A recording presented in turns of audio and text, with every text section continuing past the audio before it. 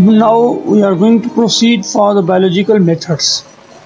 The scientific method is a series of processes that people can use to gather knowledge about the world around them, improve that knowledge, and through gaining knowledge attempt to explain why and how things occur. लोग देखते हैं, knowledge को इकट्ठा करते हैं, सवाल उनके जहन में उभर निकलता है, सवाल एक उनके जहन में पैदा होता है कि ये चीज़ें कैसे हुई और क्यों हुई. This method involves making observation. तो उनकी ये सोच उनको मजबूर करती है कि वो चीज़ों को देखना शुरू करें, ऑब्जर्व करें. फॉर्मिंग क्वेश्चंस, फिर उनके जहन में क्वेश्चंस बनते हैं उस पर्टिकुलर प्रॉब्लम के बारे में, पर्टिकुलर रिसर्च के बारे में. फिर वो हाइपोथेसिस बनाते हैं कि हाँ ये ऐसे हुआ होगा, ये ऐसे होगा. डूइंग एन एक्सपेरिमेंट, फिर बाद में उन पे एक्सपेरिमेंट होते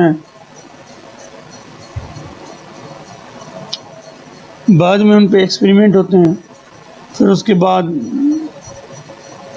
doing an experiment, analysing the data, फिर वो डेटा को एनालाइज करते हैं, एंड फॉर्मिंग अ कंक्लूजन, फिर वो कंक्लूजन कोई ना कोई बना देते हैं कि भाई ये काम ऐसे हुआ. दिस इज द चार्ट और द डायग्राम और the figure which shows the sequence.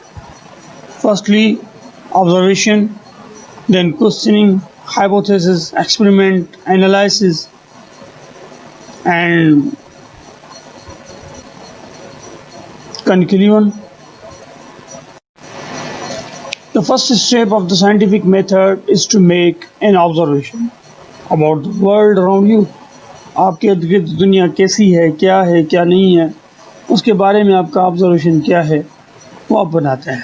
Before hypothesis can be made or experiments can be done, सबसे पहले कि जब आप हाइपोथेसिस बनाएं या कोई एक्सपेरिमेंट परफॉर्म करें, one must first notice and think about some sort of phenomena occurring. तो वो इंसान ज़रूर उस बात पे सोचेगा, गौर व फिक्र करेगा, उस फिनोमेना पे गौर व फिक्र करेगा कि ये कैसे हुआ. The scientific method is used when one does not know why or how something is occurring and wants to uncover the answer.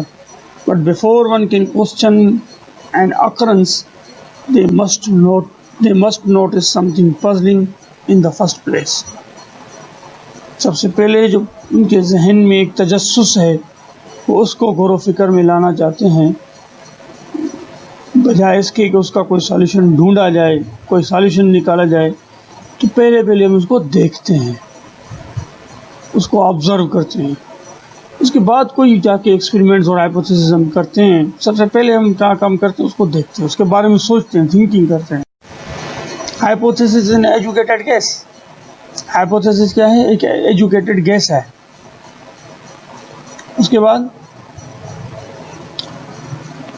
explain the phenomena occurring based on prior observations, जो उनकी observations होती हैं. It answers the questions posed in the previous steps. Hypothesis can be specific or more general depending on the questions being asked. But all hypotheses must be testable by gathering evidence that can be measured. Hypothesis ऐसा होना चाहिए जो कि testable हो, जो हम check कर सकें, जिसको हम एक्सपेरिमेंट कर सकें. ऐसा कोई ऑब्जर्वेशन नहीं होना चाहिए, हाइपोथेसिस नहीं होना चाहिए जिस पे कोई एक्सपेरिमेंट ही ना किया जा सके. This hypothesis is used to guide for further experimentations. This part of the scientific method involves inductive reasoning. ये हाइपोथेसिस जो है ये दो हिस्सों में मुश्तमिल होता है. एक होता है इंडक्टिव रीजनिंग, दूसरा होता है डिडक्टिव रीजनिंग. अब इंडक्टिव रीजनिंग क्या है? In this scientist use isolated facts to reach the general idea that explains a phenomena. जैसे मिसाल के तौर पे आपने सेल थ्योरी पढ़ी हुई है. सेल थ्योरी के मुताबिक हमने ये पढ़ा हुआ है कि all the living organisms are made up of cells. अब ये एक आइडिया है, ये एक स्टेटमेंट है कि all the living organisms are made up of cells. तो इसमें साइंटिस्ट ने क्या किया, आइसोलेट किया एक आइडिया को, ताकि सब चीज़ों को एक जनरल फिनोमेना में एक्सप्लेन कर दिया जाए। तो जनरल आइडिया क्या हुआ यहाँ पर कि all living organisms are made up of cell. Made up of cell is a general idea. Okay, once the hypothesis is stated, जब हाइपोथेसिस एक दफ़ा बयान किया गया, deductive reasoning is started to play its role. तो यहाँ पर deductive reasoning अपना किरदार अदा करती है। डिडक्टिव रीजनिंग का मतलब क्या होता है? डिडक्टिव रीजनिंग का मतलब ये होता है कि हम किसी बड़े से आइडिया को छोटा सा करके पेश कर दें। लाइकवाइज अगर हम पहले इंडक्टिव रीजनिंग वाले मिसाल को देख लें, then we have to clarify that statement as all living organisms are made up of cells, so the basic unit of life is a cell। अब ये इतना बड़ा सा जुमला हो गया, स्टेटमेंट हो गया, इसको हम चेंज कर सकते हैं कैसे? इफ द सेल इज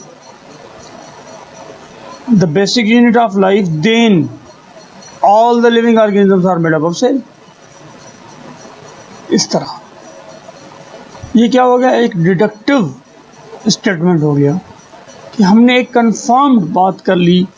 तो इस तरह based on the results of accurate experiments, जब हम एक्सपेरिमेंट्स करेंगे, कंक्लूजन्स निकालेंगे, फिर उनके बिहाफ पे ही, हाइपोथेसिस के बुनियाद पे ही थ्योरी बनाते हैं।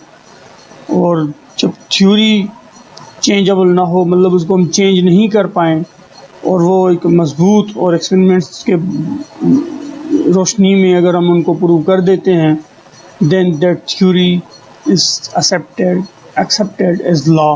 हम फिर उस थ्योरी को लॉ में कन्वर्ट कर देते हैं।